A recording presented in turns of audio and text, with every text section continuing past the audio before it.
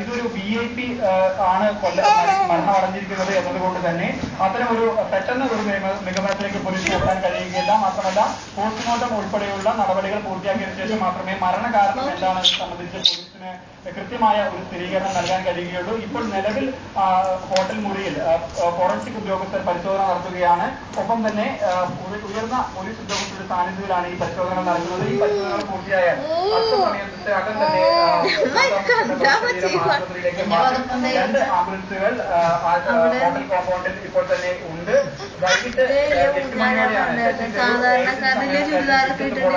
ചലനമറ്റ രീതിയിൽ സുനന്ദ പുഷ്കറിനെ കിടക്കയിൽ കണ്ടെത്തിയത്. തുടർന്ന് തട്ടി വിളിക്കാനുള്ള ശ്രമം നടത്തിയെങ്കിലും അത് വിജയിച്ചില്ല. തുടർന്ന് പോലീസ് ഉദ്യോഗസ്ഥരെയും ഒപ്പം ഹോട്ടൽ അധികൃതരെയും വിവരം അറിയിക്കുകയായിരുന്നു. ശശി തരൂരാണ് സുനന്ദയെ അവസാനമായി അല്ലെങ്കിൽ മറ്റു നിലയിൽ ആദ്യം കാണുന്നത്. വൈകിട്ട് 3:30 ഹോട്ടൽ ജീവനക്കാർ സുനന്ദ പുഷ്കറിനെ കണ്ടിരുന്നു. അതിനുശേഷം മരണമടഞ്ഞ സുനന്ദ പുഷ്കറിന്റെ വാർത്തയാണ് ഹോട്ടൽ ജീവനക്കാർ അറിയുന്നത്. അത്തരത്തിൽ വൈകിട്ട് 8 മണിക്ക് ശേഷമാണ് കണ്ടെത്തുന്നത്. തുടർന്ന് പോലീസ് സന്നാഹം എത്തി.